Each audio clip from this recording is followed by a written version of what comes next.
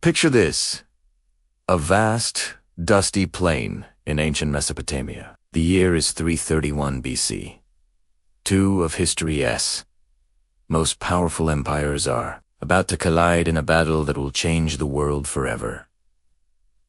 This is on one side, Alexander the Great, the young, audacious king of Macedon. He's already carved a path of conquest from Greece to Egypt, driven by a vision of a Hellenistic world. His army, though heavily outnumbered, is a hardened, professional fighting force, loyal to their charismatic leader. They are the Macedonian phalanx, a wall of spears, and the elite companion cavalry, the hammer to their anvil. Facing him is Darius III, the great king of Persia, ruler of a sprawling empire that stretches from the Aegean Sea to the Indus River.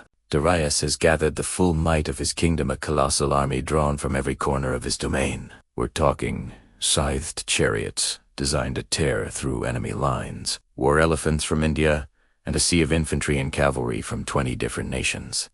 The sun rises on the day of battle. The air is thick with tension. Darius chose this wide, flat ground specifically to leverage his numerical superiority and his chariots. He even had his men level the terrain to ensure his chariots would have a clear run. He's confident this is his chance to crush the Macedonian upstart once and for all. Alexander, ever the strategist, doesn't attack at dawn. He lets his men rest, eat, and prepare. He surveys the Persian line, a seemingly endless expanse of soldiers stretching for miles. He knows a frontal assault is suicide. He needs a plan, a brilliant, daring maneuver that will defy the odds. The battle begins. Alexander advances his army at an angle, moving towards the right flank of the Persian line. This strange movement confuses the Persians. It draws the Persian cavalry on the left wing to follow him, creating a gap in their formation. This is exactly what Alexander wanted. He's baiting them, stretching their line to its breaking point. Darius unleashes his secret weapon, the scythed chariots. They thunder across the plain, blades whirling, aimed straight at the heart of the Macedonian faith. But Alexander was prepared. His infantry simply opens their ranks, creating channels for the chariots to pass through harmlessly, where they are picked off by javelin throwers in the rear. The terrifying charge ends in failure. Now, the critical moment arrives. As the Persian left flank overextends in pursuit of Alexander, a gap opens near the center, right next to Darius's personal position. Alexander sees his chance. He wheels his elite companion cavalry into a wedge formation and leads the charge himself. A lightning strike aimed directly at the heart of the Persian Empire himself.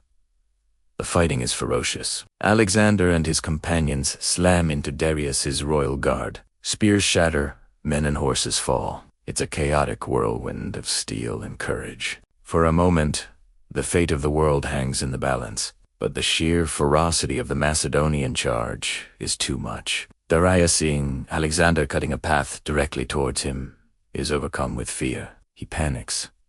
In a decision that seals his fate and the fate of his empire, Darius turns his chariot and flees the battlefield.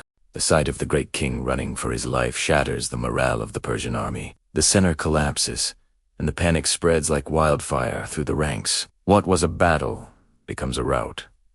The Macedonian victory is absolute. Though parts of the Persian army fought bravely, the flight of their king doomed them. The field of Gaugamela is left littered with the fallen, a testament to the devastating efficiency of Alexander's army and the strategic genius of its commander. With this single, decisive victory, the Achaemenid Persian Empire, which had dominated the known world for over 2 centuries, was effectively broken. Alexander would march on to capture the great cities of Babylon, Susa, and Persepolis, claiming the title of King of Asia. The Battle of Gaugamela wasn't just a military triumph. It was the moment that truly forged the legend of Alexander the Great and ushered in a new era in history, the Hellenistic Age. Thanks for watching. If you found this epic clash as fascinating as I do, make sure to hit that like button, subscribe, and ring the bell so you don't miss our next dive into history's greatest battles. See you next time.